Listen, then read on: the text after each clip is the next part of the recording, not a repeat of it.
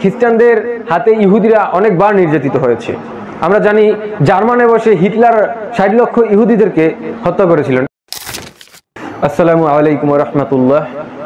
আলহামদুলিল্লাহি রাব্বিল আলামিন ওয়াল আকিবাতু লিল মুত্তাকিন ওয়াসসালাতু ওয়াসসালামু আলা সাইয়্যিদিনা ওয়া মাওলানা মুহাম্মাদিন খাতামুল আম্বিয়া ওয়াল মুরসালিন ওয়া আলা আলিহি ওয়া আসহাবিহি ওয়া তাবিঈহি আজমাইন ওয়া আলাইনা মাআহুম ইয়া আরহামার রাহিমিন।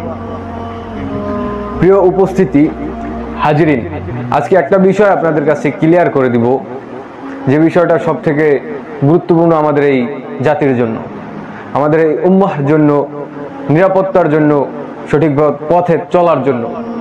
আমাদের যে বিষয়টা সব থেকে গুরুত্বপূর্ণ সেই বিষয়টা আপনাদেরকে জানতে হবে। আছে ইহুদি এবং খ্রিস্টানরা আমাদের ইসলামকে ধ্বংস করার জন্য যে অনেক বড় পায়তারা করে রেখেছে, সেই পায়তারার মূল পিছনে উদ্দেশ্য কি এবং ইহুদি এবং খ্রিস্টানরা কিভাবে একে অপরের বন্ধু হলো, তারা কি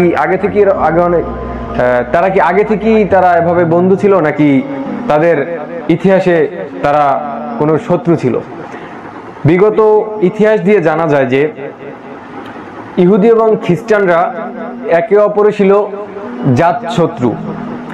তারা ইহুদিদেরকে চোখে দেখতে পারতো না খ্রিস্টানরা, এবং খ্রিস্টানদেরকে ভালো চোখে দেখতে পারতো না ইহুদিরা।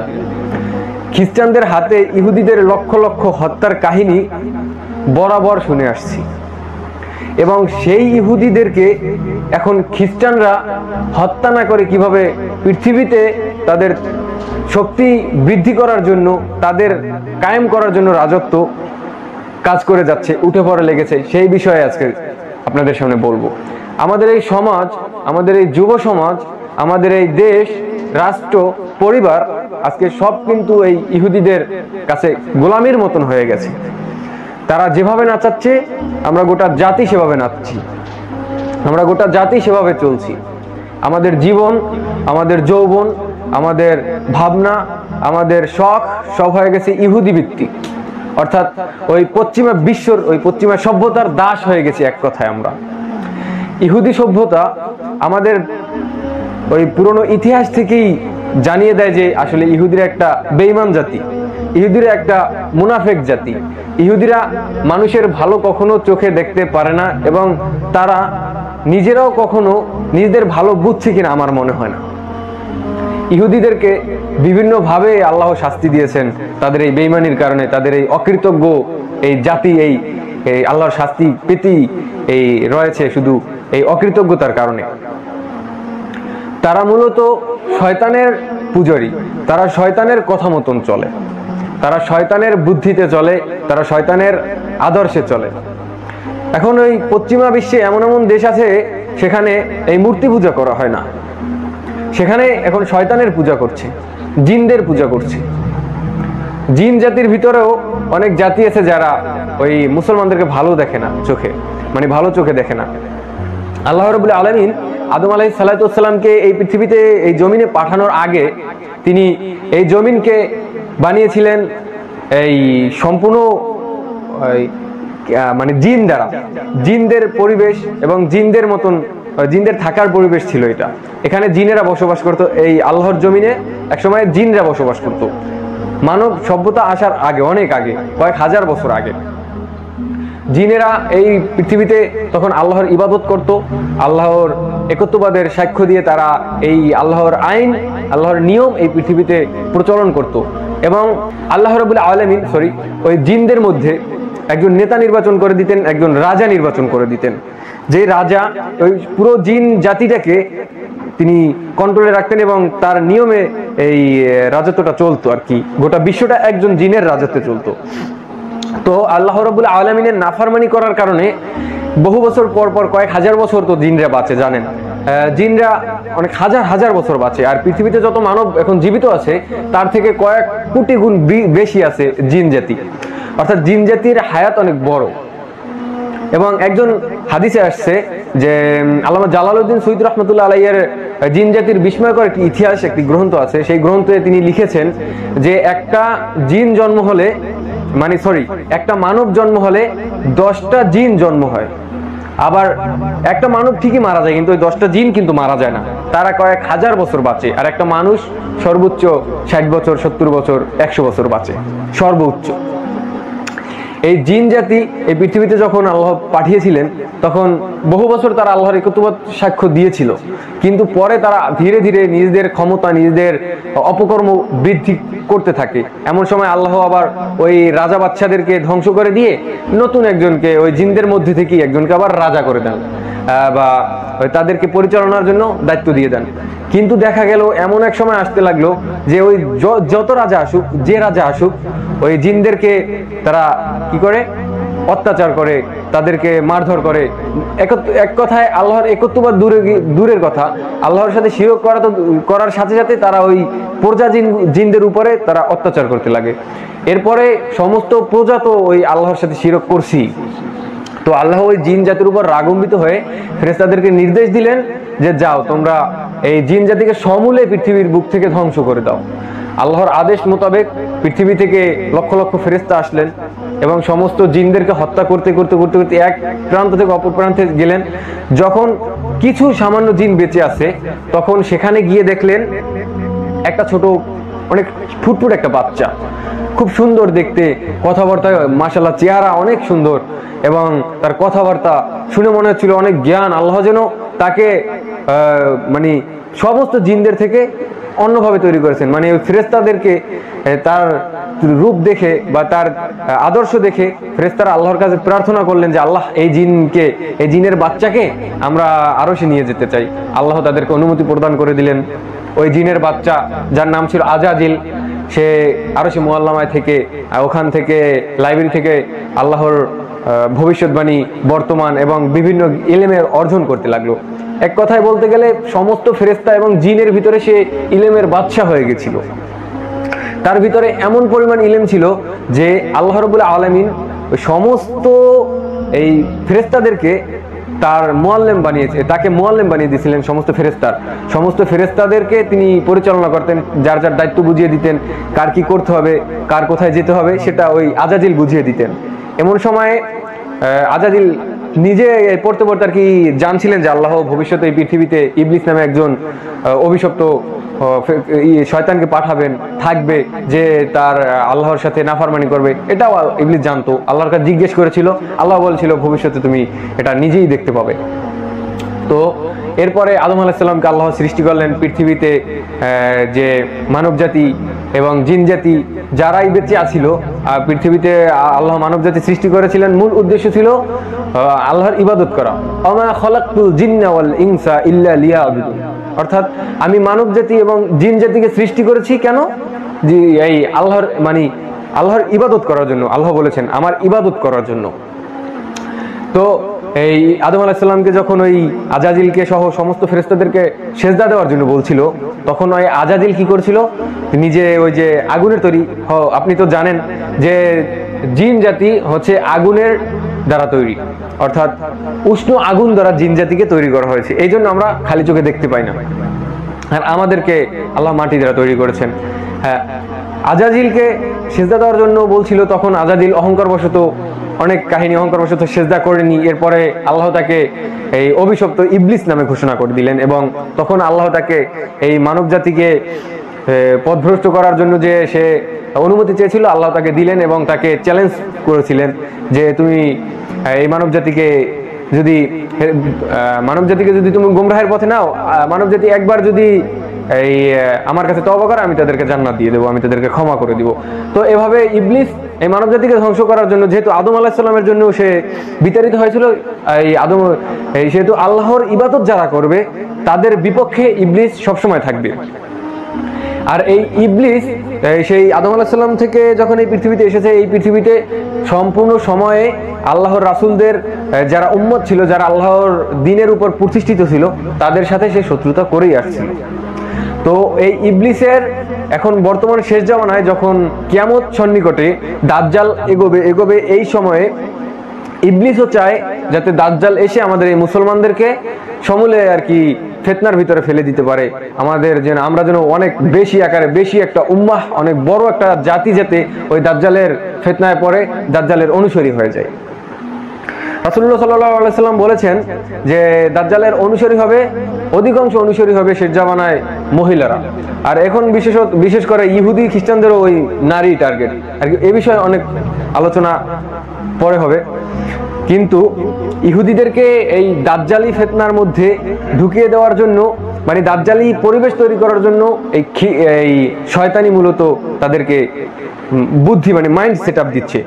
হযরত নূহ আলাইহিস সালামকে যখন ওই নূহ আলাইহিস সালামের কিস্তিতে ওই শয়তান উঠছিল, তখন এই ইবলিস বলেছিল যে আমি কোনো মানুষকে অপকর্ম, আল্লাহর নাফরমানি বা খারাপ কাজ, পাপ কাজ করার জন্য আমি বলি না। আমি শুধু তার মাথায় একটা অপকর্ম, এটা করা যায়, এটা করলে তুমি আনন্দ পাবে, এটা করলে তোমার মনে তৃপ্তি আসবে, এরকমের একটু মানে চিন্তা চেতনা মাইন্ডে ওয়াশ করে আমি ওইভাবে আর কি সেট আপ করে দিই, যাতে সে এই কাজটা করার জন্য একটু আগ্রহ পায়।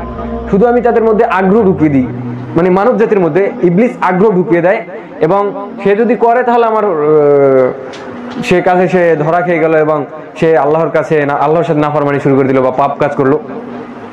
তো এইভাবে সেম এই দাজ্জালের সাথে ইহুদিদের যে সম্পর্কটা আছে, মানে দাজ্জালের যে আগমনী বার্তা ইহুদিরা জানে, সেই বার্তাটাকে আরো সুন্দরভাবে গঠন করে দেওয়ার জন্য এই শয়তানি উঠে পড়ে লাগছে।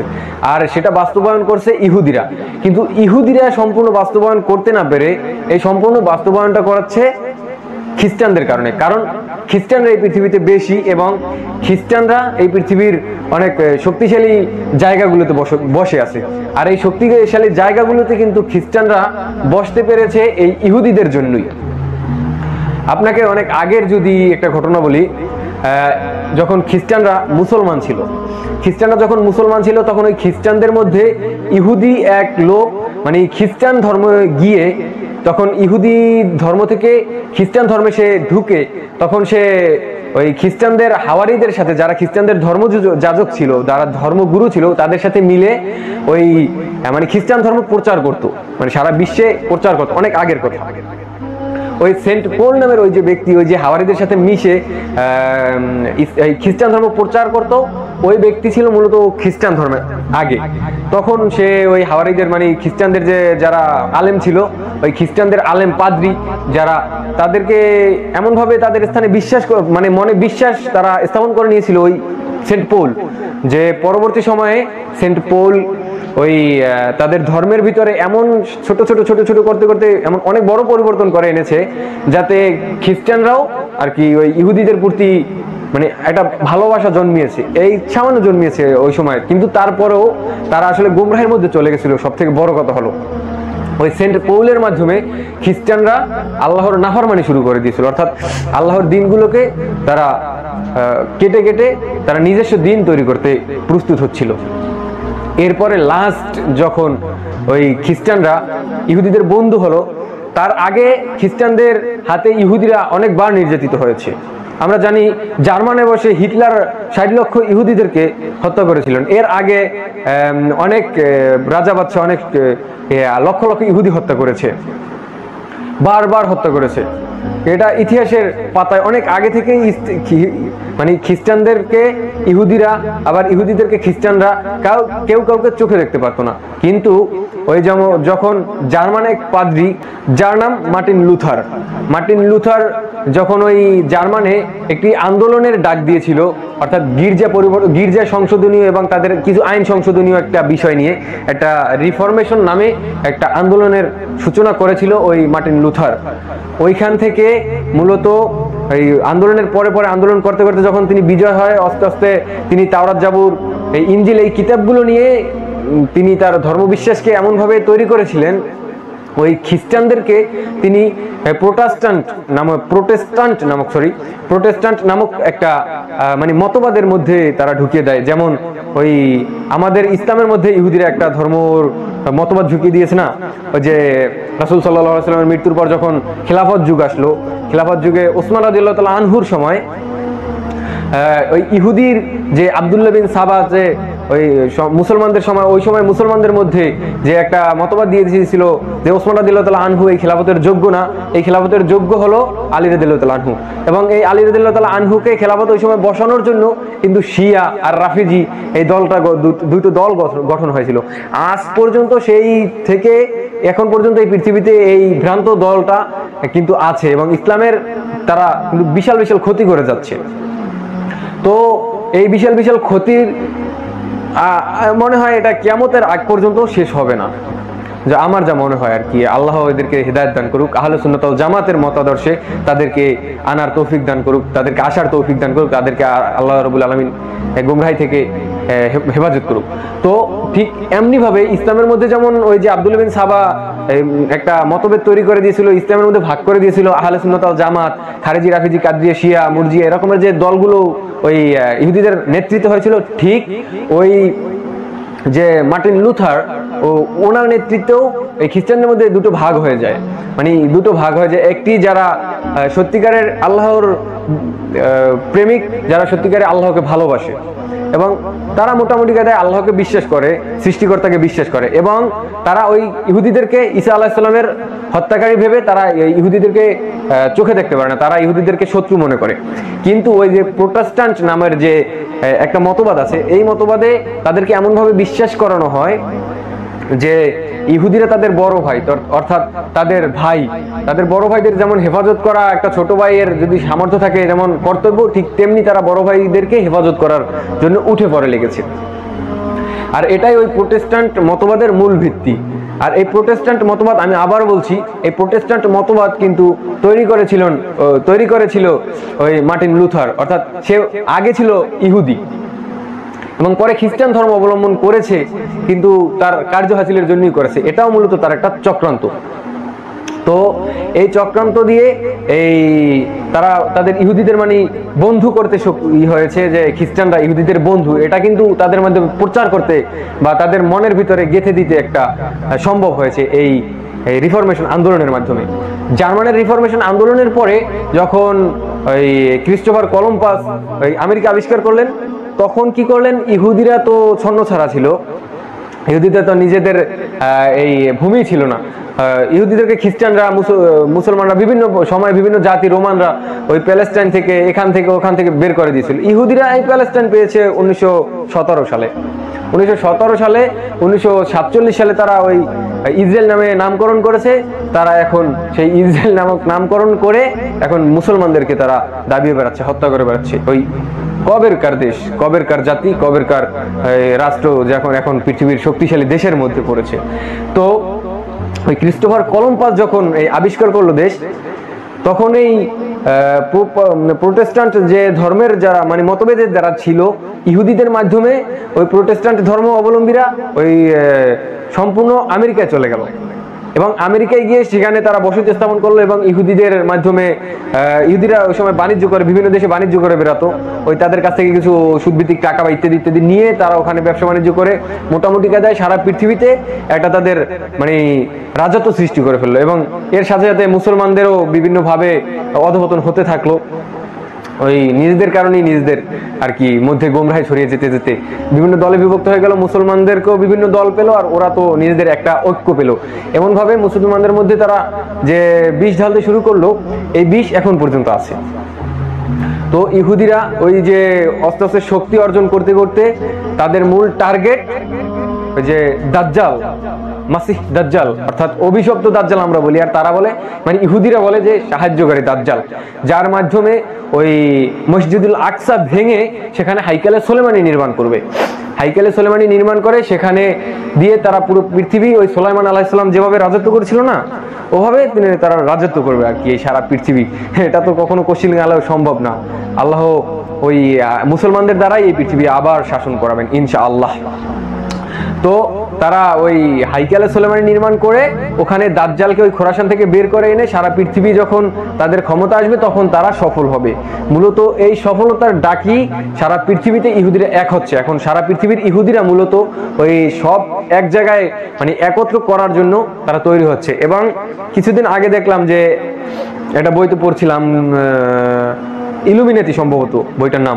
ওই ইলুমিনেটি ওই বইটা পড়ছিলাম যে খ্রিস্টানদের মানে ইহুদিদের মধ্যে যে ভাগ আছে, এই ভাগের একটা ভাগ লোক এবং দাজ্জালের সাথে নাকি তাদের কন্টাক্ট আছে। মানে যারা ইহুদিদের মধ্যে সব থেকে বড় ধর্মবাদ, মানে বড় ধর্মীয় যারা, তাদের সাথে দাজ্জালের সাথে কন্টাক্ট আছে এবং মাইন্ডিং ভাবে বা যে কোনো ভাবে তাদের সাথে যোগাযোগ হয়, তারা দাজ্জালের মানে কথা মতন চলে আর কি। তো জানি না, আল্লাহ ভালো জানেন। রাসূলুল্লাহ সাল্লাল্লাহু আলাইহি সাল্লামের হাদিস অনুযায়ী দাজ্জাল এই পৃথিবীতেই আছে, এটা নিশ্চিত। তবে এই সময়ে পৃথিবীর সবথেকে যে বড় বিষয়টা হলো আমাদেরকে নিজেদেরকে হেফাজত করা এই ইহুদিদের থেকে, খ্রিস্টানদের এই চক্রান্ত থেকে, আমাদের উম্মাহকে, আমাদের জাতিকে, আমাদের পরিবারকে, আমাদের রাষ্ট্রকে, আমাদের সমাজকে সব থেকে বড় যে দায়িত্বটা হলো এই খ্রিস্টানদের, ইহুদিদের, এই বিধর্মীদের চক্র থেকে হেফাজত করা। আর এটা একমাত্র আল্লাহ রাব্বুল আলামিনের সাহায্যই আমাদের দরকার, এবং এটা আমাদেরকে নিজেদের ঐক্য গঠন করে সব মিলিয়ে আল্লাহ রাব্বুল আলামিনের সাহায্য নিয়ে এই মাসিহ যখন আমাদের আসবে, ঈসা আলাইহিস সালাতু ওয়াস সালাম, তখনই একমাত্র এটা আমার মনে হয় সম্ভব হবে। তাছাড়া মুসলমানদের এই বিপদে সাহায্য করার মতন কোনো নেতা হয়তো বা এই পৃথিবীতে এখন নেই, যার মাধ্যমে ঐক্য হয় মুসলমানরা আবার নিজেদের সেই সক্ষমতা, নিজেদের ঐক্য, নিজেদের শান্তি এই পৃথিবীতে নিয়ে আসবে। তবে একটা কথা বলতে চাই, এই মাসিহ দাজ্জালকে ওরা যে ভাবে সারা পৃথিবী ওরা রাজত্ব করবে, এই বিষয়টা কচ্ছিন কালেও সম্ভব হবে না। রাসূলুল্লাহ সাল্লাল্লাহু আলাইহি সাল্লাম বলেছেন, এবং এটা হবেই হবে, যে ঈসা আলাইহিস সালাতু ওয়াস সালাম ওই জেরুজালেমে আসবেন এবং জেরুজালেমে এসে মসজিদুল আকসার ওই কোনো একটা জায়গায় বসে, ওই ফিলিস্তিনের কোনো একটা জায়গায় বসেই ওদের সহ ওই দাজ্জালকে সহ সমস্ত ইহুদিদেরকে, সমস্ত বিধর্মীদেরকে হত্যা করে এই পৃথিবী আবারও 40 বছর ইসলামের খেলাফত অর্জন করার জন্য এগোচ্ছে।